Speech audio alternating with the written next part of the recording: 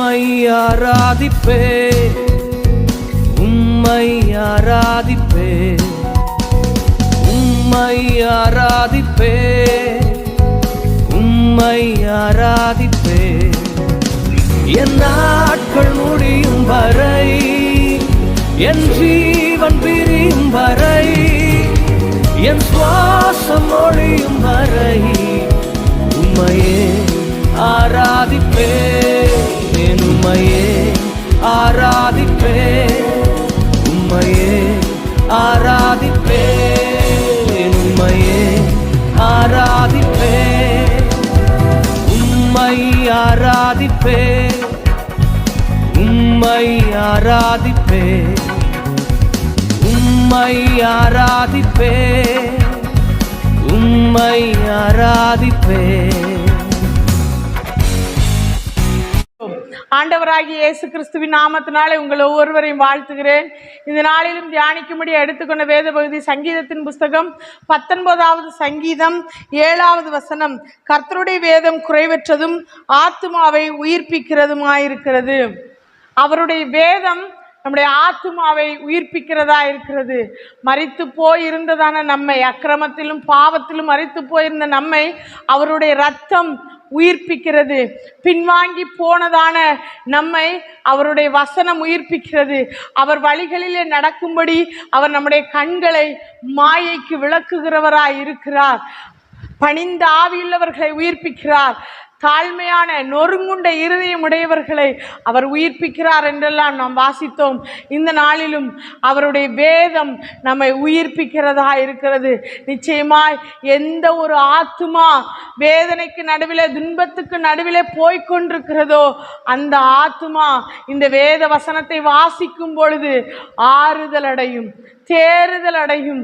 நிச்சயமாய் கர்த்தர் அவர்களை உயிர்ப்பிப்பார். வேதத்திலே நாம் வாசிக்கிறோம், சங்கீதக்காரன் சங்கீதம் 138 7வது வசனத்தில் இப்படி சொல்லுகிறார், நான் துன்பத்தின் பாதையிலே நடந்தாலும் நீர் என்னை உயிர்ப்பிப்பீர்.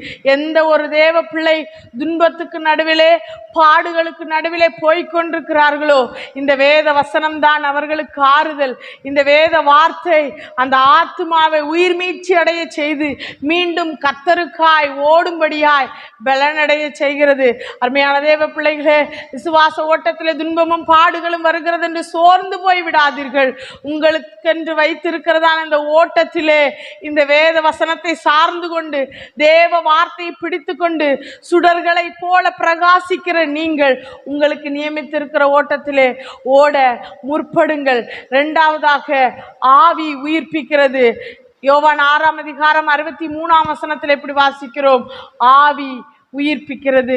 நிச்சயமாய் உலர்ந்த எலும்புகளுக்கு நடுவிலே உயிரடைய செய்யும்படியாய் அந்த உலர்ந்த எலும்புகளுக்கு நடுவே ஆவி உட்பிரவேசிக்கும் பொழுது அவர்கள் மகா பெரிய சேனையாய் நின்றார்கள் என்று நாம் வேதத்திலே எசேக்கியேல் தீர்க்கதரிசன புஸ்தகம் 37வது அதிகாரத்தில் வாசிக்கிறோம். அருமையான தேவ பிள்ளைகளே, ஆவிக்குரிய நிலைமையிலே எதிலெல்லாம் உலர்ந்து போன அனுபவத்திலே இருக்கிறீர்களோ, எதிலெல்லாம் சோர்ந்து போன அனுபவத்திலே இருக்கிறீர்களோ, ஆவிக்குரிய வறட்சியை உணர்வீர்களே ஆனால் கர்த்தர் இன்றைக்கு பரிசுத்த ஆவியின் வல்லமையினாலே உங்களை தட்டி எழுப்ப விரும்புகிறார், உங்களை உயிர்ப்பிக்க விரும்புகிறார். உங்க ஆவியை அவர் உயிரடைய செய்ய விரும்புகிறார்.